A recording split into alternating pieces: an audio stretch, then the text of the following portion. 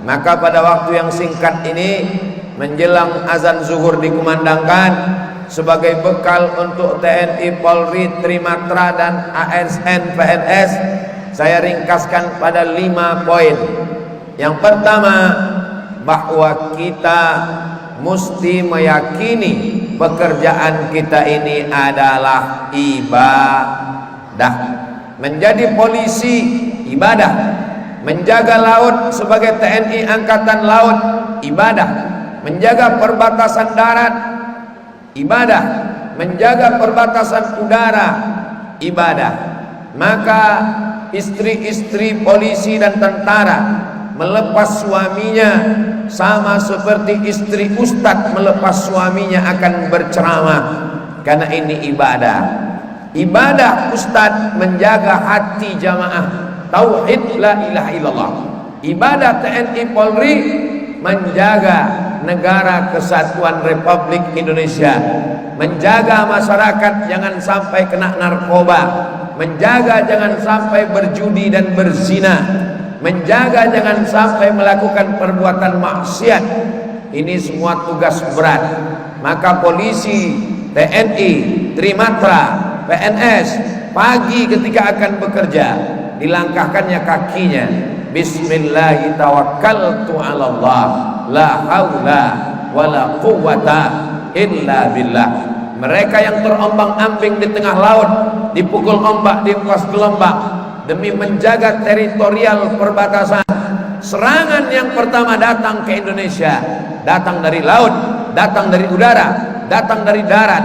Serangan narkoba, serangan game online, serangan anti kebinekaan, itu semua kita jaga bersama. Warga negara, masyarakat negara kesatuan Republik Indonesia punya tanggung jawab yang sama. Bedanya ada yang berkiprah di pemerintahan, ada yang di swasta, ada yang di legislatif, ada yang di yudikatif, ada yang di eksekutif.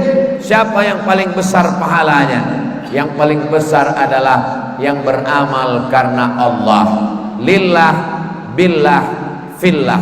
Ada baju kaosnya tadi. Bapak Ibu yang dimuliakan Allah Subhanahu wa taala, apakah yang berceramah ini pahalanya lebih besar daripada yang diam? Belum tentu. Boleh jadi yang diam pahalanya lebih besar. Polisi, tentara, TNI, Polri, mereka tidak perlu khutbah, mereka tak perlu ceramah, mereka tak perlu tausiah.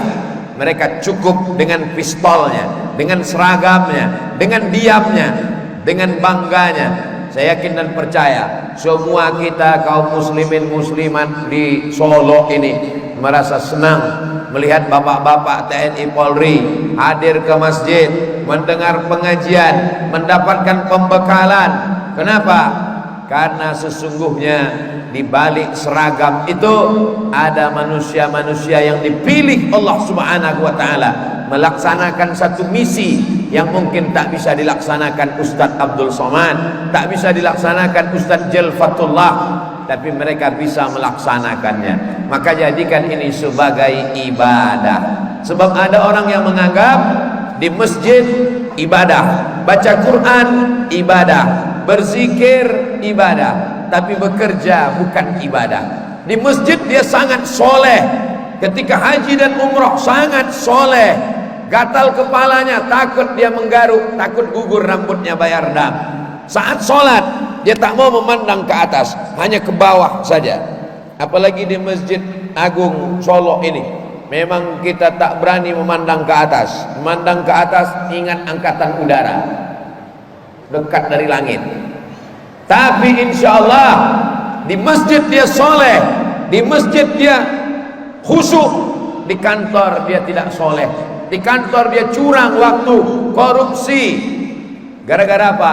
Karena dia menganggap di masjid ibadah, di kantor bukan ibadah. Ini salah, ini sekuler, ini membagi hidupnya menjadi dua. Ini bagian agama, ini bukan agama.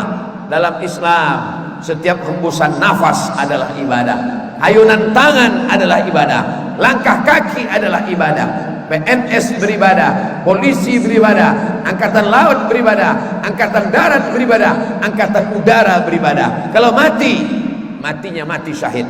Kalau dia beramal karena Allah, kalau tidak karena Allah, mati konyol. Kita doakan bapak-bapak kita yang sedang mengikuti Latsitarda ini menjadi orang-orang yang insya Allah segala tindak tanduk, langkah kaki, ayunan tangan, keputusan, tanda tangan, semuanya bernilai ibadah insya Allah. Amin. Karena yang kita bawa mati nanti adalah ibadah. Wa ma khalaqtul jinna wal insa illa liya'budun. Jenderal meninggal dunia, semuanya mati menghadap Allah SWT. PNS golongan 4E paling tinggi meninggal dunia. Orang hanya menyebutnya almarhum, orang yang mendapatkan rahmat Allah. Siapa yang mendapatkan rahmat Allah? Orang yang beribadah. Maka poin yang pertama, jadikan pekerjaan ini sebagai ibadah, tapi ibadah yang bukan mahdoh. Ibadah dibagi dua, ada yang mahdoh, sholat mahdoh, puasa mahdoh, umroh haji mahdoh.